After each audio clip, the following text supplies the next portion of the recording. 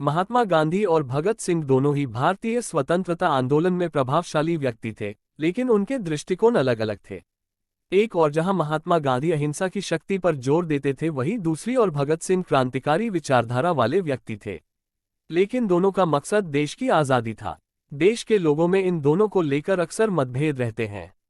एक और जहां महात्मा गांधी ने देश की आज़ादी देख ली, वहीं दूसरी भगत सिंह देश की आज़ादी नहीं देख पाए। इन्हें 23 मार्च 1931 को इनके दो अन्य साथियों राजगुरु तथा सुखदेव के साथ फांसी पर लटका दिया। महात्मा गांधी को लेकर हमेशा कई तरह के सवाल खड़े किए जाते हैं और उनमें सबसे बड़ा यही है कि उन्होंने जानबूझकर भगत सिंह को बचाने के प्रयास नहीं किया। भगत सिंह ने आज़ादी की शुरुआत कैसे की? बहुत ही छोटी उम्र में भगत सिंह महात्मा गांधी जी के असहयोग आंदोलन से जुड़ गए और बहुत ही बहादुरी से उन्होंने ब्रिटिश सेना को ललकारा। 13 अप्रैल 1919 को जलियांवाला बाग हत्याकांड ने भगत सिंह के बाल मन पर बड़ा गहरा प्रभाव डाला। उनका मन इस अमानवीय कृत्य को देख देश को स्वतंत्र करवाने की सोचने लगा। उस समय भगत सिंह करीब 12 वर्ष के थे। चौरी चौरा कांड, जिसके कारण गांधी ने वापस ले लिया था असहयोग आंदोलन। असहयोग आंदोलन जिस वक्त चल रहा था, उस दरमियान चौरी चौरा स्थान, जो उत्तर प्रदेश में गोरखपुर के पास का एक कस्बा था, जो अब वर्तमान में तहसील है, जहां पर 1922 में वहां पर पुलिस थाने के सामने पूरे जोर शोर से प्रदर्शनकारियों के साथ मिलकर वहां बिक रहे अंग्रेजी शराब, कपड़े और अन्य चीजों का बहिष्कार कर रहे थे। विदेशी कपड़ों का बहिष्कार के साथ उन्हें जलाया जा रहा था। इसी बीच पहुंचे अंग्रेज अफसर के आदेश पर चली गोली से 11 क्रांतिकारियों की मौत हो गई। 50 से अधिक क्रांतिकारी घायल हो गए। भीड़ आक्रोशित हो गई। उसने पुलिस वालों पर पत्थर फेंकना शुरू कर दिया। पुलिस वाले जान बचाकर थाने की ओर भागे। थाने को चारों ओर से घेरकर भीड़ ने आग के हवाले कर दिया। भीड़ के गुस्से का शिकार हुए 21 पुलिस वालों को थाने में जिंदा जला दिया गया। महात्मा गांधी ने हिंसात्मक रूप लेने से आहत होकर 12 फरवरी 1922 को असहयोग आंदोलन को बीच में ही रोक दिया और 5 दिन के उपवास पर चले गए। इस घटना के बाद में इस जन आंदोलन में 19 लोगों को घटना के लिए दोषी मानते हुए फांसी दी गई थी। चौरी चौरा जन आंदोलन में अंग्रेज अफसरों ने सैकड़ों क्रांतिकारियों को आरोपी बनाया। गोरखपुर सत्र न्यायालय के न्यायाधीश मिस्टर H.E. होल्मस ने 9 जनवरी 1923 को 418 पेज के निर्णय में 172 आरोपियों को मौत की सजा सुनाए। साल 1922 में ये आंदोलन इतना तेज था कि अंग्रेजों पर दबाव पड़ता और हमें तभी आज़ादी मिल जाती। लेकिन गांधीजी का सोचना अलग था। ये हमला गांधीजी के सत्याग्रह आंदोलन का हिस्सा था, जो आधुनिक भारत के स्वतंत्रता संग्राम में एक महत्वपूर्ण मोड़ था। भगत सिंह ने कहा, अब तो हमें लड़ना ही पड़ेगा। अगर गांधी जी ने असहयोग आंदोलन वापस नहीं लेते तो आज़ादी शायद हमें जल्दी मिल जाती। एक वक्त भगत सिंह को लग रहा था कि असहयोग आंदोलन से भारत को जल्दी आज़ादी मिल जाएगी, क्योंकि उस आंदोलन में गांधी जी को देश के बहुत से लोगों का सहयोग मिल रहा था। लेकिन चौरी चौरा कांड के कारण असहयोग आंदोलन को वापस लेने के बाद भगत सिंह ने एक अपना अलग गर्म दल बना लिया। गर्म दल के नायक शहीद आजम भगत सिंह, सुखदेव, राजगुरु, रामप्रसाद बिस्मिल और चंद्रशेखर आजाद जैसे कई क्रांतिकारी बने।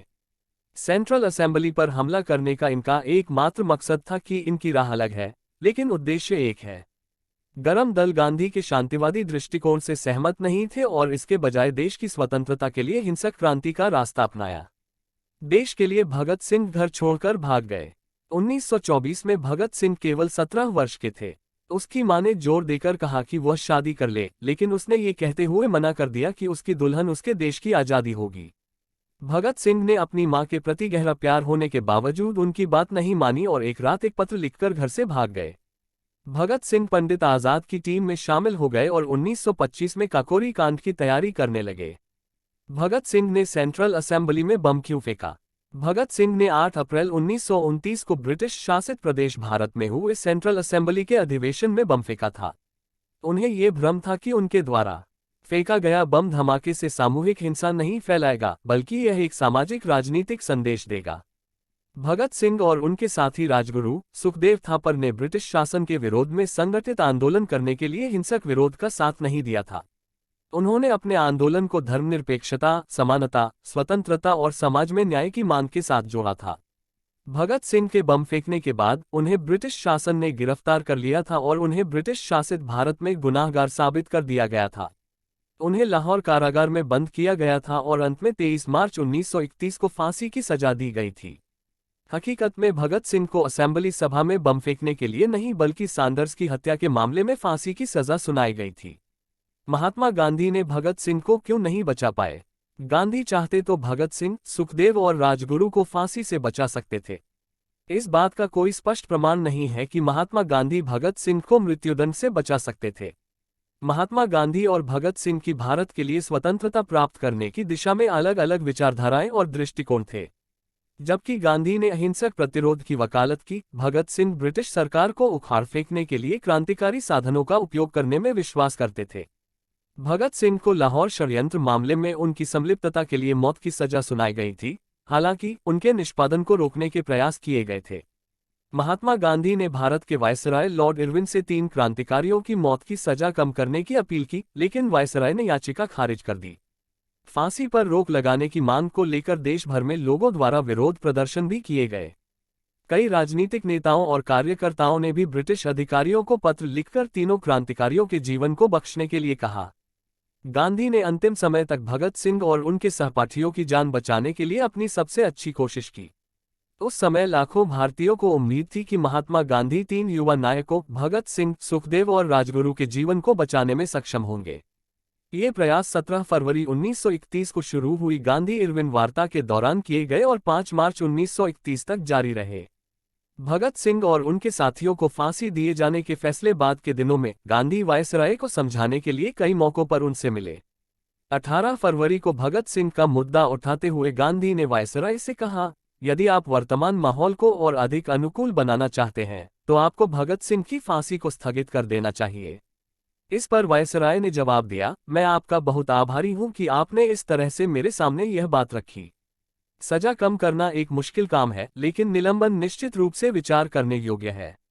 दूसरा प्रयास 19 मार्च 1931 को किया गया, जब गांधी ने फिर से इरविन से सजा कम करने की अपील की, जिसे इरविन ने बैठक के अपने कार्यवृत्त में नोट कर लिया। 20 मार्च को गांधी ने उन्हीं कारणों से गृह सचिव हर्बर्ट एमर्सन से मुलाकात की। जबकि गांधी भगत सिंह और उनके साथियों की सजा को कम करने के लिए ब्रिटिश अधिकारियों पर दबाव डालते रहे, उन्होंने क्रांतिकारियों को सार्वजनिक रूप से हिंसा छोड़ने के लिए मनाने के लिए अरुणा आसिफ अली को भी नियुक्त किया। यह अनुरोध यदि स्वीकार कर लिया जाता तो गांधी को अपनी बातचीत के दौरान ऊपरी हाथ मिल जाता, लेकिन इसे भगत सिंह ने अस्वीकार कर दिया। गांधी 21 मार्च को फिर से इरविन से मिले और फिर 22 मार्च को उन्हें सजा कम करने के लिए मना लिया। 23 मार्च को, जिस दिन भगत सिंह और उनके साथियों को फांसी दी गई थी, तय तारीख से एक दिन पहले गांधी ने वायसराय को एक भावनात्मक पत्र लिखा था। उन्होंने लिखा था, फांसी की स्थिति में शांति निस्संदेह खतरे में है। इन जिंदगियों को बचाना सार्थक है अगर इससे कई अन्य मासूमों की जान बचाई जा सकती है। चूंकि आप मेरे प्रभाव को महत्व देते हैं जैसे कि यह शांति के पक्ष में है, कृपया मेरी स्थिति को अनावश्यक रूप से कठिन न बनाएं। ये भविष्य के काम के लिए लगभग बहुत कठिन है। निष्पादन एक अपरिवर्तनीय कार्य है।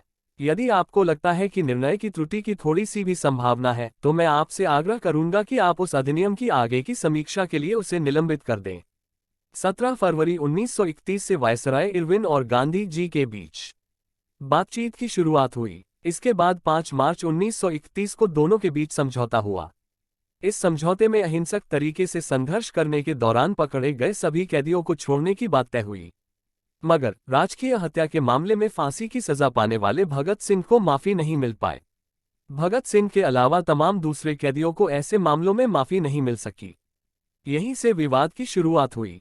इस संबंध में फ्री प्रेस ने नोट किया, हमें विश्वसनीय स्रोतों से पता चला है कि हालांकि लॉर्ड इरविन खुद भगत सिंह आदि को फांसी देने के पक्ष में नहीं थे, लेकिन पंजाब सरकार के लगभग सभी अंग्रेज अधिकारियों ने लॉर्ड इरविन को धमकी दी थी कि अगर उन्होंने मौत की सजा कम कर दी तो वे सामूहिक रूप से इस्तीफा देंगे।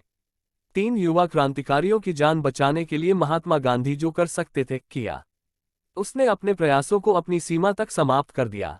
बार बार यह कहना कि गांधी उन्हें बचाना नहीं चाहते थे गलत है, और यह भी कहना कि वे फिर से गलत हो सकते थे क्योंकि गांधी के पास क्रूर ब्रिटिश प्रशासन पर पूर्ण शक्ति नहीं थी। दूसरों की तरह वह भी औपनिवेशिक शासन का विषय था।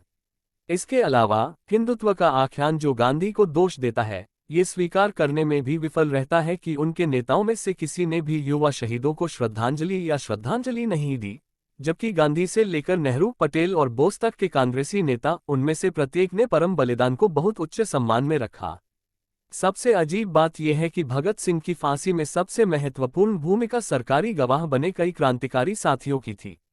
इनमें से एक जयगोपाल की गलती के कारण स्कॉट के बदले सैंडर्स की मौत हुई थी। इतने सालों में भगत सिंह की फांसी के नाम पर गांधी जी या शोभा सिंह की निंदा की गई है, लेकिन भगत सिंह के खिलाफ गवाही देने वाली क्रांतिकारी साथियों की कभी निंदा नहीं होती, क्योंकि इससे राजनीतिक फायदा नहीं होता।